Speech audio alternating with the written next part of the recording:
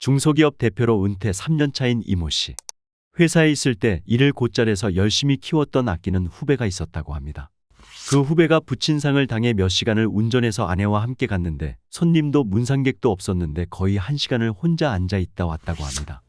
서울에서 출발해서 가다 보니 낮 시간에 도착해 다른 손님들도 거의 없었고 분명히 후배도 나를 보고 문상도 하고 조의금도 냈는데 무슨 이유에서인지 장례식장에서도 그 후로도 별다른 인사나 연락이 없어서 굉장히 실망했다고 하는데요.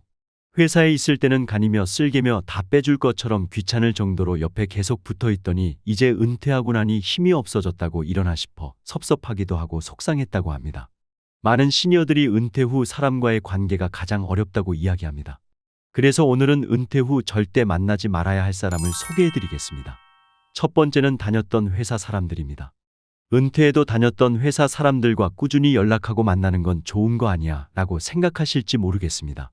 사람들은 흔히 직장에서 맺은 인간관계가 은퇴 후에도 지속될 것으로 기대합니다.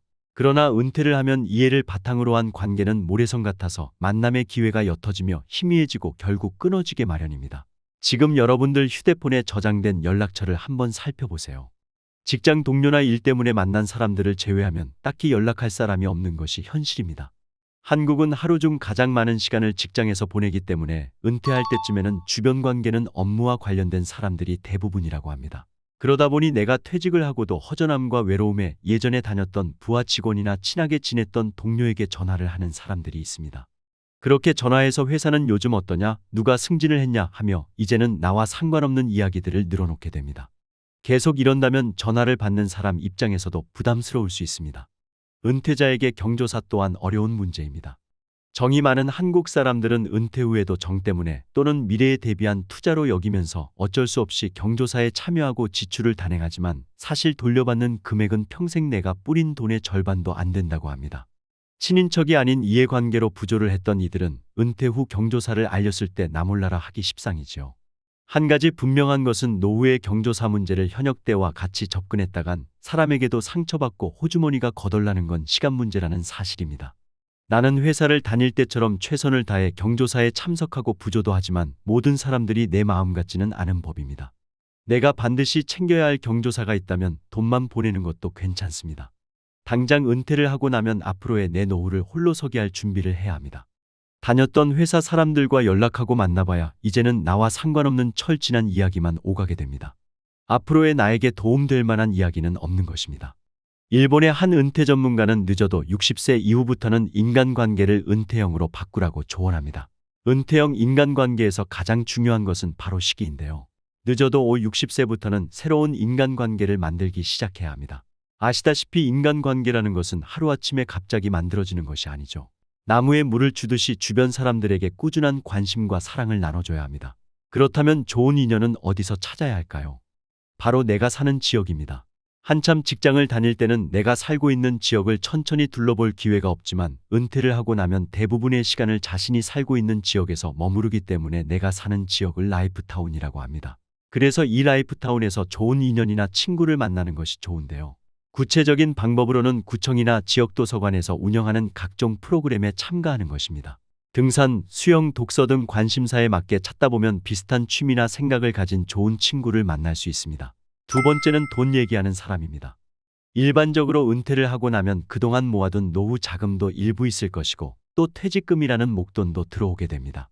아마 이 시기가 살아가면서 돈이 제일 많은 순간일 수 있는데요. 어떤 직장이냐 얼마나 오래 다녔냐에 따라서 퇴직금의 차이는 큽니다. 이 퇴직금이라는 것은 내가 퇴직을 하고 나서 새로운 인생을 이모작할 때까지 버티라고 주는 돈입니다. 우리가 퇴직하기 전까지의 생활 패턴이 있습니다. 예를 들어 한 달에 500씩 쓰던 것을 퇴직 후 이제 매달 들어오는 돈이 없으니 가족들에게 200만 쓰라고 한다면 가족들 입장에서는 어떨까요? 굉장히 당황스러울 겁니다. 그렇게 매일 들어가던 생활비를 갑자기 줄일 수 없으니 내가 퇴직한 시점에 맞추어 3년이든 2년이든 내가 새로운 일자리나 아르바이트를 시작할 때까지 쪼개서 그걸 생활비로 쓰는 겁니다. 물론 그동안 모아놓은 재산도 많고 연금도 한 달에 400~500씩 꼬박꼬박 나온다면 앞으로 크게 걱정이 없겠지만 그렇지 않은 시니어들이 더 많습니다. 그런데 당장 은퇴 후 목돈이 생기면 많은 사기꾼들이 달라붙습니다. 은퇴 이후에는 버는 것보다 그동안 모은 것을 지키는 것이 정말 중요합니다. 계속 돈을 벌지 않더라도 지키기만 잘해도 성공입니다. 내가 받은 퇴직금이나 노후자금을 계획적으로 사용하지 않고 그대로 가지고 있으면 어떻게 알고 주변 지인들에게 연락이 옵니다. 초중고 동창들이나 생전 연락 없던 주변 사람들이 어디서 내 퇴직 이야기를 들었는지 갑자기 연락이 오기 시작합니다. 반가운 마음에 전화를 받아보면 갑자기 밥을 먹자고 합니다. 그렇게 밥을 먹으러 나간 자리에서 서서히 본색을 드러냅니다. 서서히 돈 얘기를 꺼내며 내 말만 잘 들으면 큰 수익을 볼 수 있다고 사탕 발린 이야기를 합니다. 사귀는 사람의 간절함을 이용하는 심리전입니다. 내가 지금 퇴직 후 목돈은 있지만 언제 이 돈이 바닥날지 모르니 빨리 한 푼이라도 더 벌어야 한다는 조급함을 이용하는 것입니다. 특히 작은 친절에 고마워하고 자기 것을 내어주는 정이 많은 사람은 이런 사기꾼들에게 먹잇감이 되기 쉽습니다. 결코 멍청해서가 아닙니다. 작정하고 속이면 속지 않을 사람이 얼마나 있을까요?